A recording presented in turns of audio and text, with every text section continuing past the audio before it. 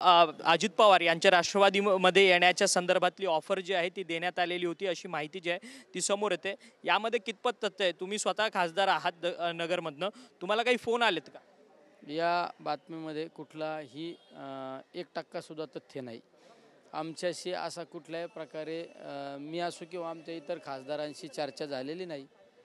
परंतु रोहित पवार आणि जितेंद्र आव्हाड तर म्हणतात की खासदारांना फोन सुद्धा आलेले होते, तशा पद्धतीची चर्चा सुद्धा त्यांची झाली असावी, पण आमचे खासदार कुठेही जाणार नाही असं त्या दोन्ही नेत्यांचं मत आहे। मग ते मत खोटं आहे का? आम्ही सर्व खासदार एकसंघ आहोत। आमच्या खासदारांमध्ये कधीही पक्षाला दगाफटका होईल असं वागणं होणार नाही। परंतु तुम्ही अनुकूल आहात का? कारण की तुमचे आता जवळपास 8 खासदार आहेत, सातत्यानं अनेक चर्चा पक्षामध्ये रंगताना पाहायला मिळतात की पुढचे 5 वर्ष काय करणार, अशातच मग तुम्ही दादांसोबत जाणार आहात? राजकारणामध्ये सगळ्या गोष्टीला सामोरं जायची तयारी ठेवायची आधी असते।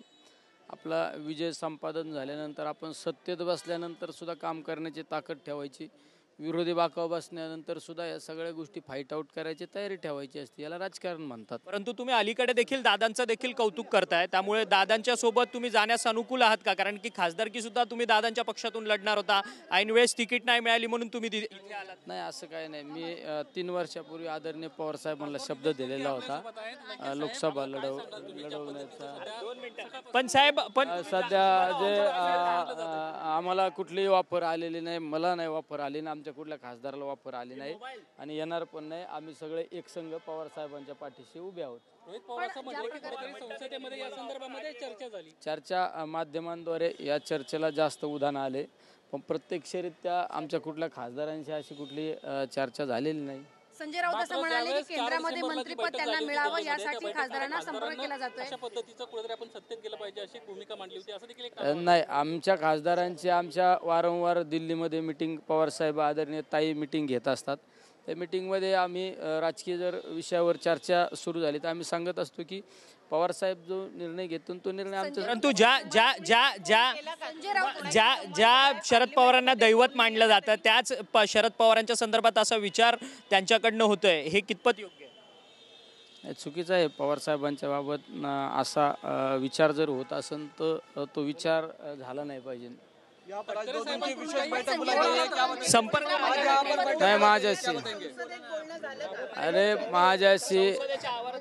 माझ्याशी कुठला संपर्क झाला नाही, माझ्याशी नाही झाला ना, आमच्या कुठल्या खासदारांची नाही झाला।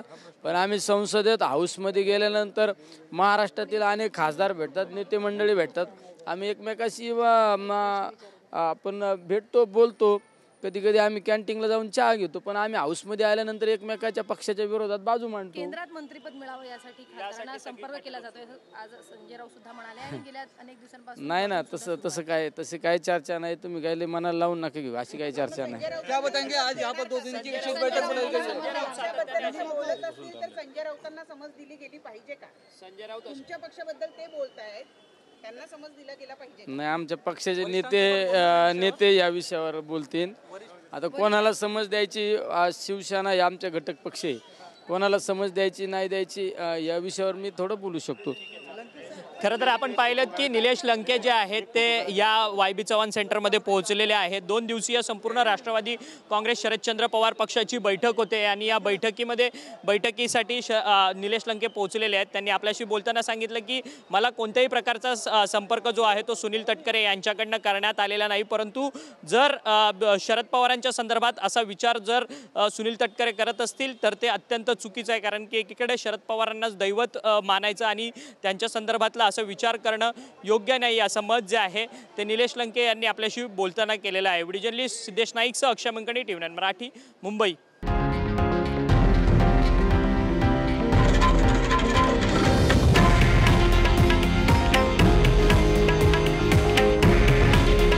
हे आहे देशातील नंबर 1 न्यूज नेटवर्क आणि आपण पाहत आहात TV9 मराठी। काळजी तुमची, हित महाराष्ट्राचं।